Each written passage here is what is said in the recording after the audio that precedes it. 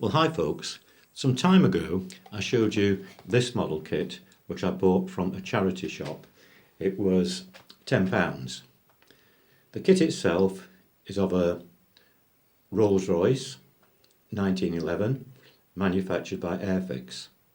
When you look at the date of the mould was 1956, and on the box itself it says that it was produced in Great Britain in 1974. That model kit was roughly 50 years old. I thoroughly enjoyed making it. The only snag is you can't buy them from Airfix. They no longer manufacture them. So when I had a chat with my son and told him how much I enjoyed it, he said, "Well, Dad, why don't we look on the computer and see if we can find any others that are being sold privately?" So fair enough, we did. And when you look through them, you realise that some of these are very, very expensive indeed. The ones in mint condition, the boxes are perfect, the kits inside are in sealed plastic bags, and they're just as they were new. However, some of the kits, the boxes are a bit damaged, they're not in the polythene bags on the inside and things like this, and they're much cheaper. So we looked through to see if we could find a couple that we could afford, and lo and behold, they've turned up today. So the first one that we got was this one, which is the MGB, and was made by the MG Motor Company when I was a child, way back in the 60s. They're no longer made nowadays, but this was one car that we would all have liked, and now that we're at the stage where we could possibly afford one, they're no longer made. The ones that are about are classic models, and they do fetch a small fortune.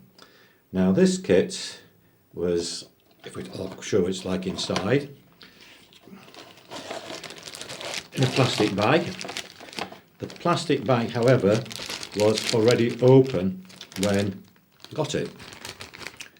So you are taking a bit of a gamble in case any parts are missing. The previous owner said as far as he knew, it was fine. Instructions are still with it, and when I looked on the instructions, it gave the production date of this one as 1989, about 33 years old.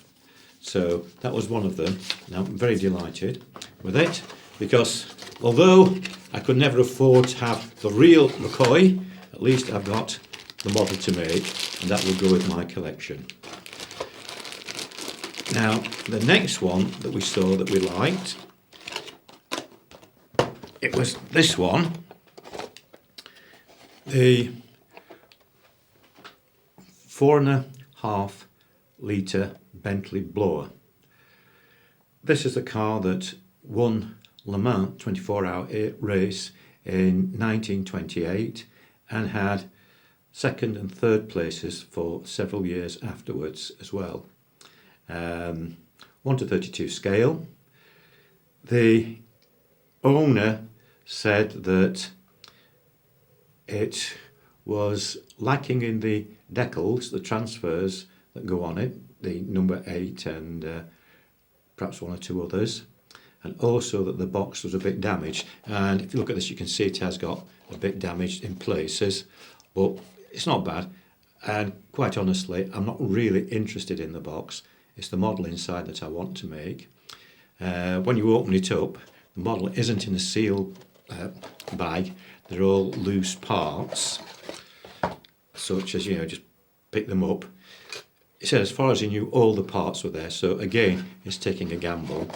And we had to bid for this, and we got it for £10 at the end of the day, plus another £3 postage and packing, which I thought was fair enough. So again, it's a case of keep your fingers crossed that all the parts are there.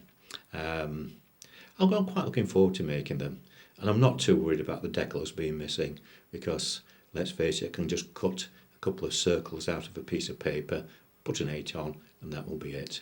Instructions are there, which is the main thing, and yeah, should be fine. Anyhow, I shall look forward to showing you these models as and when I complete them. And that's it for today, folks, and we see you soon. Bye now.